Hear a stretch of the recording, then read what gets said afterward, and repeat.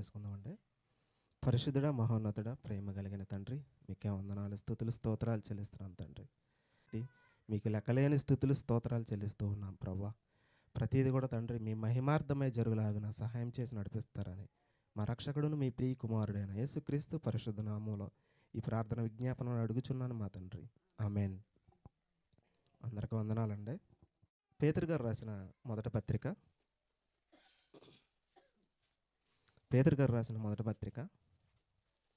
5వ అధ్యాయము 6వ వచనం ఒకసారి చదవండి. దేవుడు తగిన సమయమందు మిమ్మల్ని హెచ్చించినట్లు ఆ, ఆయన బలిష్టమైన చేతి క్రింద దేని మనసులై ఉండుడి. ఆ, ఆయన మిమ్మల్ని గూర్చి చింతించుచున్నాడు. చాలండి. ఇక్కడ దేవుడు చెబుతూ ఉన్నాడు, దేవుడు తగిన సమయమందు ఆయన బలిష్టమైన చేతుల కింద మీరు దేన మనస్కులై ఉండండి అని చెబుతూ ఉన్నాడు.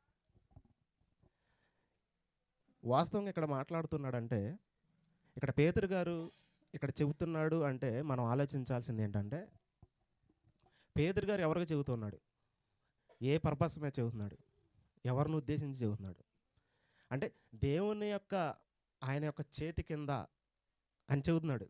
దేన మనస్కులై ఉండండి, దేన మనస్కులై ఉండండి అంటే ఈ మాట ఎవరికి చెబుతున్నారంటే, ఈ పత్రిక రాసినప్పుడు స్టార్టింగ్లో మనం ఒకసారి చూడండి ఎవరికి చెబుతున్నారో మనకు అర్థమైద్ది. అదే మొదటి పత్రిక 1వ అధ్యాయం ఫస్ట్ నుండి ఒకసారి చదవండి. ఇక్కడ మనం ఆలోచించాల్సింది ఏంటంటే, ఆల్రెడీ మొదటి శతాబ్దంలో సంఘం ఏర్పడింది. యేసుక్రీస్తు ఎప్పుడైతే తన రక్తాన్ని కార్చి చిందించి శిష్యులు మీరు మేడగదిలో ఎదురు చూస్తూ ఉండండి అని చెప్పినప్పుడు, పెంతెకొస్తు పండగ రోజు పరిశుద్ధాత్ముడు వచ్చిన తర్వాత ప్రసంగం 3000 మంది మారిపోయారు. పేతురు గారు ప్రసంగం చేసినప్పుడు ఆ 3000 మంది సంఘంలో యాడ్ అయిపోయారు. అలా సువార్త అనేది విస్తరించిపోయింది. ఆ విస్తరించిపోయిన తర్వాత క్రైస్తవులు అనేటువంటి వాళ్ళు మొదటి శతాబ్దంలో బాగా విపరీతం అయిపోతుంది సువార్త. ఆ టైంలో ఏం జరిగిందంటే, హింసలు అనేవి చాలా జరిగినాయి. ఆల్రెడీ అంతకుముందే ఇజ్రాయెల్ మీద దాడులు జరుగుతూనే వచ్చినాయి, యూదుల మీద దాడులు జరుగుతూనే వస్తూ ఉన్నాయి. ఇక్కడ క్రైస్తవుల మీద కూడా దాడులు ఇక మొదలవుతూ ఉన్నాయి. క్రైస్తవుల మీద కూడా దాడులు ఆల్రెడీ క్రైస్తవులు అక్కడ పేతురు గారు చెప్పాల్సిన ఉద్దేశాన్ని చెబుతున్నాడు. ఇక్కడ పేతురు గారు అక్కడ క్రైస్తవులకి, చెదిరిపోయినటువంటి క్రైస్తవులకు చెప్తున్న మాట.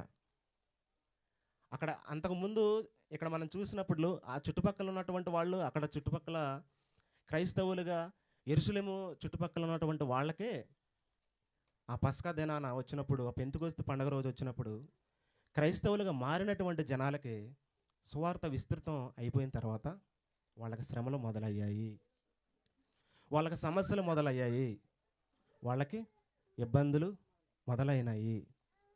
అప్పుడు ఆ మొదటి శతాబ్దంలోనే సౌలు అనబడిన పౌలు గారు పౌలుగా మారకముందు సౌలుగా ఉన్నప్పుడు ఆల్రెడీ స్టెఫెను గారిని చంపిన సందర్భంలో ఆయన సమాధి చేస్తానికి వెళ్తారు.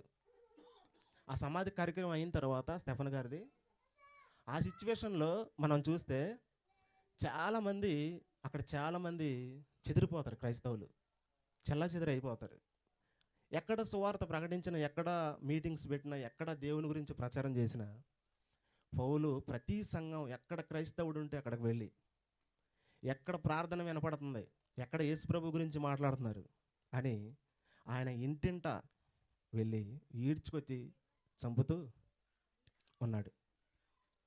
చాలామందికి భయం వేసేసింది, చాలామందికి భయంతో వణుకుతో ఉండిపోయారు. ఎలా, ఏంటి, మనం ఏం చేయాలి?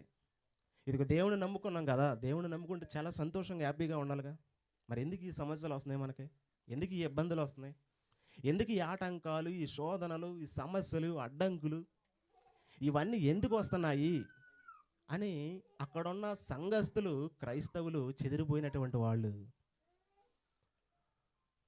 చాలా కన్ఫ్యూజన్లో ఉండిపోయారు. చాలా కన్ఫ్యూజన్ అనమాట. అంటే ఏ పని చేద్దామన్నా అడ్డంకులు వచ్చేస్తున్నాయి. ఎగ్జాంపుల్ చెప్పాలంటే ఇక్కడే ఉంది. మీ అందరికీ తెలిసినటువంటి విషయమే. ఏది చేద్దామన్నా అడ్డంకులు. ఈరోజు కూడా మ్యాక్సిమం చూస్తే ఈరోజు కూడా ఒక చాట జరగవలసినటువంటి ఈ యొక్క ప్రోగ్రాం వేరే చాటకు మార్చబడింది. ఎందుకంటే క్రీస్తు పోలి నడుచుకున్నటువంటి వాడు సమాజంలో భయపడిపోతున్నారు. సమాజంలో ఇదిగో వీళ్ళు రోజు రోజుకి పెరిగిపోతున్నారు, రోజు రోజుకి విస్తరించిపోతున్నారు, రోజు రోజుకి వీళ్ళ యొక్క సువార్తను విస్తృతం చేస్తున్నారని సమాజంలో ఉన్నటువంటి వాళ్ళు అలాగే ఉన్నారు. అలాగే మనకు విరోధి అయిన అపవాది కూడా పొంచిస్తూ గర్జిస్తూ ఉన్నాడు. ఇక్కడ చూడండి, అపోస్తల కార్యములు 8వ అధ్యాయము మొదటి నుండి ఒకసారి చూడండి. ఇంటింట చూడండి, పురుషులను స్త్రీలను ఈడ్చుకొని పోయి చెరసాలలో వేయించి చాలండి, సంఘమును చాలా హింసలు పెడుతూ ఉన్నాడు. ఎక్కడ యేసుక్రీస్తు గురించి మాట్లాడుతుంటే అక్కడ అతన్ని తీసుకొని వెళ్ళిపోతున్నారు. ఎక్కడ సువార్త వినిపిస్తుంటే అక్కడ తీసుకొని జైల్లో వేస్తున్నాడు. సౌలు గారు ధర్మశాస్త్రం పండితుడు. అసలు ఒరిజినల్గా దేవుడు ఉన్నాడు కదా, వీళ్ళు చేసేది ఏంటి అంటే చాలా కన్ఫ్యూజన్లో ఉంటారు అప్పుడు వాళ్ళు. వీళ్ళు ఒక కొత్త బోధ చెబుతున్నారు, వీళ్ళు ఒక కొత్తగా స్టార్ట్ చేస్తున్నారు అని ఆ ధర్మశాస్త్ర పండితుడు ఇది కాదు అని ఎక్కడైతే యేసుక్రీస్తు గురించి మాట వినపడుతుందో తీసుకొని ఇమ్మీడియట్లుగా వాళ్ళని చెరసాలలో వేసేస్తున్నాడు. ఆల్రెడీ ఒక ప్రాంతానికి నాకు సిఫారసు ఇవ్వండి అని రోమ సామ్రాజ్యం దగ్గరికి వెళ్తాడు. వెళ్ళి ఒక ప్రాంతంలో క్రైస్తవులు ఉన్నారు ఎక్కువగా, వాళ్ళను కూడా నేను తీసుకొని రావాలి అని వెళ్తూ ఉంటాడు గుర్రం మీద. అది మనందరికీ తెలిసినటువంటి విషయం. కానీ ఇక్కడ చూస్తే మనకి పేతురు గారు ఆల్రెడీ ఈ సిచ్యువేషన్లో, ఈ హింసలలో, ఈ గొడవలలో, ఈ తగాదాలలో, ఈ యొక్క యుద్ధ వాతావరణంలో, ఈ సిచ్యువేషన్లో చెదిరిపోయినటువంటి క్రైస్తవులు చల్లా చెదిరైపోయారు. ఎక్కడ దొరికితే అక్కడ తీసుకుని వెళ్ళిపోతున్నారు జైల్లోకి. అటువంటి సిచ్యువేషన్లో ఎక్కడ చెబుతారు చెప్పండి యేసుక్రీస్తు గురించి? ఎక్కడ నోరు విప్పి చెప్పలేనటువంటి పరిస్థితి, ఎక్కడ కూడా క్రీస్తు గురించి చెప్పలేనటువంటి పరిస్థితి. అటువంటి వాళ్ళు వాళ్ళ సొంత గ్రామాలకు వెళ్ళిపోయారు, వాళ్ళ సొంత ప్రాంతానికి వెళ్ళిపోయారు. అక్కడికి వెళ్ళిపోయి దేవుడి గురించి చెబితే ఏం జరిగిపోతుందా, ఆయన గురించి ప్రచారం చేస్తే ఏం జరిగిపోతుందా, ఆయన గురించి ఎదుటి వాడికి చెప్పి రక్షణ మాటలు చెప్పి దేవునిలోనికి నడిపిస్తే ఏం జరిగిపోతుందన్న భయంతో ఉండిపోయారు. అటువంటి భయంతో, అటువంటి సమస్యలతో, అటువంటి అడ్డంకులతో ఉండిపోయి అటువంటి క్రైస్తవులు ఇంట్లోనే ఉండిపోయారు. సమస్య బయటికి వెళ్తే సమస్య. అందుకనే పేతురు గారు ఏమంటున్నాడు? ఆయన బలిష్టమైన చేతుల కింద దేన మనసుకులై ఉండండి, దేన మనసుకులై ఉండండి. కానీ కింద ఒక మాట చెప్పాడు చూడండి, పేతురు గారు రాసిన పత్రికలోనే 7వ వచనం చూడండి ఒకసారి, 5వ అధ్యాయం 7వ వచనం. ఆయన మిమ్మల్ని గూర్చి చింతించుచున్నాడు, ఆయన మీద వేయండి. ఆయన మీ గురించి చింతిస్తున్నాడు, చింత యావత్ ఆయన మీద మీరు వెయ్యాలి. ఎందుకు చింతిస్తున్నాడు? ఆల్రెడీ వీళ్ళు అపోస్తలులు 12 మంది దగ్గర నేర్చుకున్నటువంటి వాళ్ళు, సాక్షాత్తు యేసు ప్రభుతో కలిసి తిరిగినటువంటి శిష్యుల దగ్గర వీళ్ళు బోధ నేర్చుకొని వాళ్ళ ప్రాంతాల్లోకి వెళ్ళిపోయి సైలెంట్గా ఉండిపోయారు. ఆ సైలెంట్గా ఉండటం వల్ల ఇక్కడ దేవుడు చింతిస్తున్నాడు వాళ్ళ గురించి. ఏంటి అసలు ఏంటి వాక్యం? ఏది నీలో ఉన్నది? ఏది నీలో ఉన్న పరిశుద్ధాత్మడి?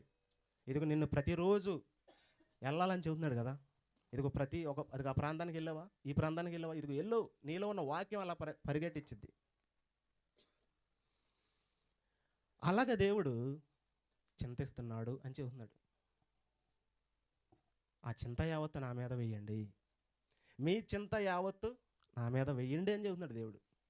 మీరు ఏం ఆలోచిస్తున్నారో ఆ ఆలోచన నాకు చెప్పండి. మీరు ఏ సమస్యతో ఉన్నారో ఆ సమస్య నాకు చెప్పండి. మీ చింత యావత్తు నేను తీర్చేవాడని. మీకు ఏ ఆపద వచ్చినా, మీకు ఏ సమస్య వచ్చినా, మీకు ఏ ఇబ్బంది వచ్చినా అది నేను తీరుస్తా, అది నేను సాల్వ్ చేయడానికి నేను ఉన్నాను కదా అని చెబుతున్నాడు దేవుడు. మీరు ధైర్యంగా వెళ్ళిపోండి, సువార్త ప్రకటనకి మీరు ధైర్యంగా వెళ్ళిపోండి. ఆ కాలంలో మనం చూస్తే ఇజ్రాయెల్ జనాంగం వచ్చినప్పుడు ఐగుప్తులో ఉన్నప్పుడు దేవుడు ఏంటి కాపాడతాడని ఆ ఇజ్రాయెల్ జనాంగం అనుకోవచ్చేమో. కానీ దేవుడు ఒక బలిష్టమైన ఒక ఒంటి చేత్తో తీసుకొచ్చాడు.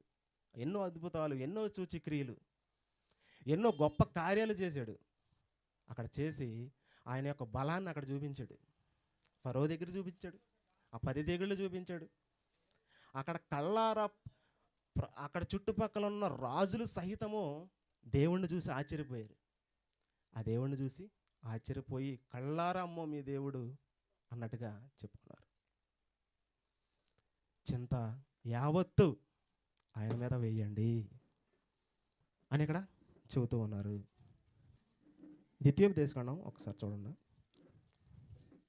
7వ అధ్యాయం 6వ వచనం ఒకసారి చూద్దాం. చాలండి.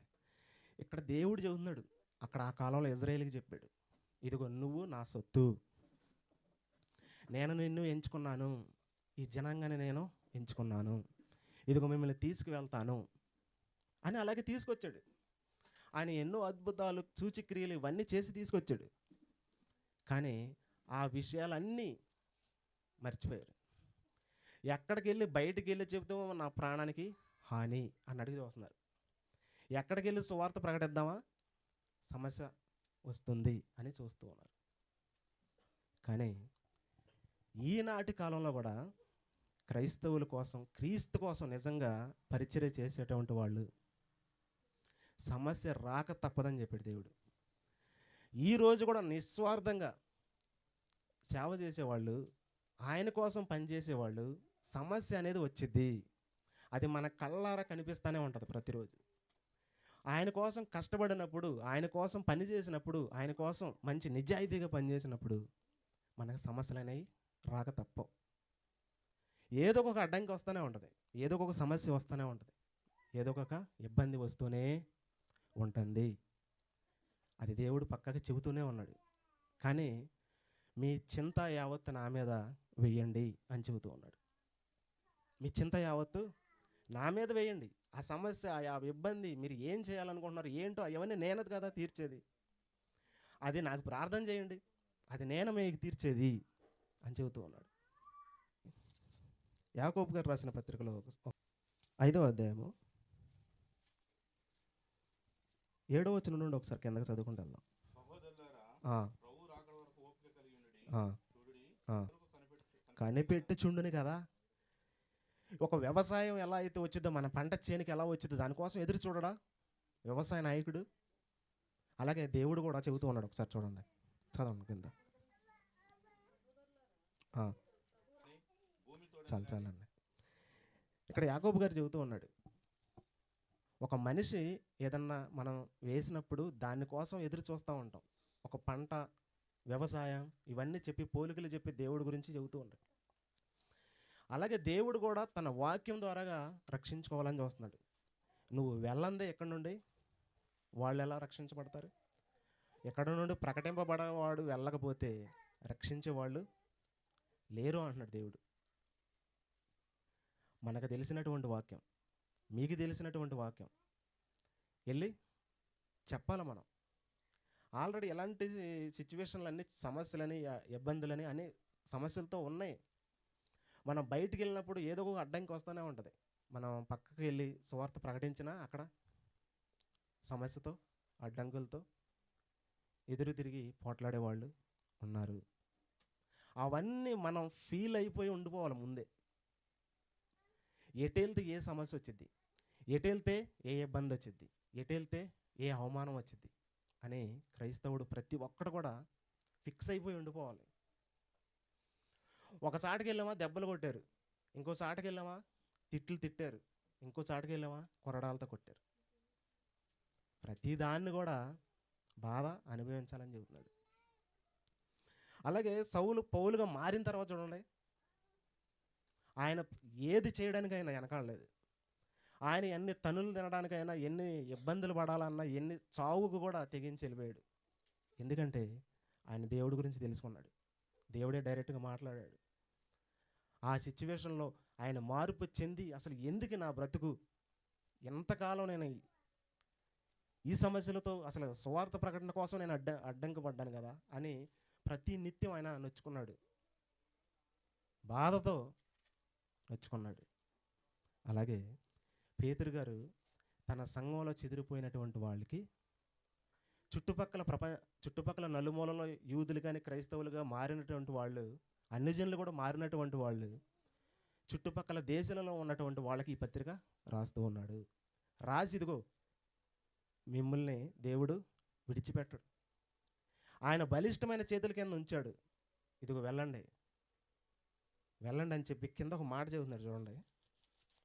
అది చెప్పి ముగించుకుందాం. ఇంకా 5వ అధ్యాయం 6వ వచనం నుండి కింద చదువుకుంటూ వెళ్దాం. ఆల్రెడీ ఈ సిచ్యువేషను క్రైస్తవుల్లో సమస్యల్లో ఎవరిని మింగుదామా ఆల్రెడీ మింగేసేస్తున్నాడు. ప్రపంచంలో అందరిని మింగేసుకుంటూ వచ్చేస్తున్నాడు. క్రైస్తవులే ఎదురు తిరిగి పోరాడేవాడు, దేవుని కోసం నిలబడేటువంటి వాడిని అటాక్ చేస్తాడు. వాడిని అటాక్ చేసి ఎలా అటాక్ చేయాలి, మనుషుల ద్వారాగా ఎలా తీసుకురావాలి, ఎలా ఇబ్బందులు పెట్టాలి అని ప్రతిరోజు నిత్యం కాసుకొని కూర్చునే ఉంటుంది.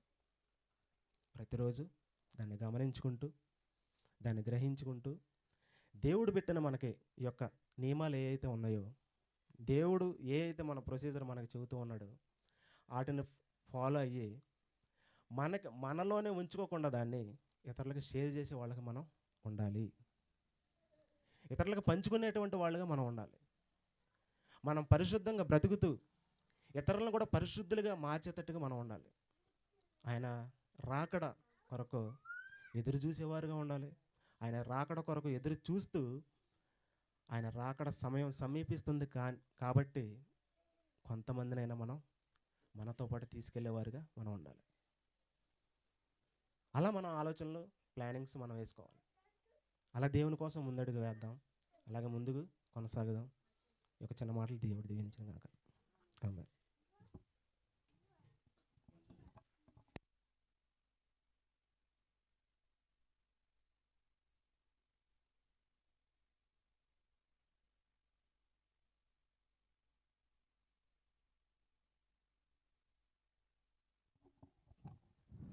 Praise lord. హల్లెలూయా. ప్రభు నామానికి వందనాలు. కూడి వచ్చిన ఆత్మీయులందరికీ వందనాలు.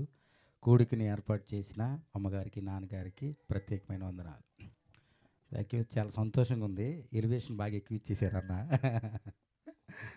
అంటే ఏదోటి ఇస్తేనే తప్ప వాళ్ళు రారని ఇచ్చాను. వాస్తవానికి మీరు ఏమి ఎక్స్పెక్ట్ పెట్టుకోవద్దు దయచేసి. నాకు టెన్షన్ వచ్చేస్తుంది.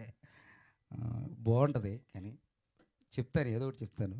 దేవుడు నడిపిస్తాడు, అది నా చేతిలో లేదు. వాక్యానికి ముందు అంటే 8 అయింది టైం కరెక్ట్గా. మనం 9 గంటలకి క్లోజ్ చేసుకుందాం. ఓకే. సుధాకర్ అన్న మళ్ళీ ఒకసారి పైకి రావాలి. చిన్న పని ఉంది. ఒక 3 విషయాలు చెప్తాను.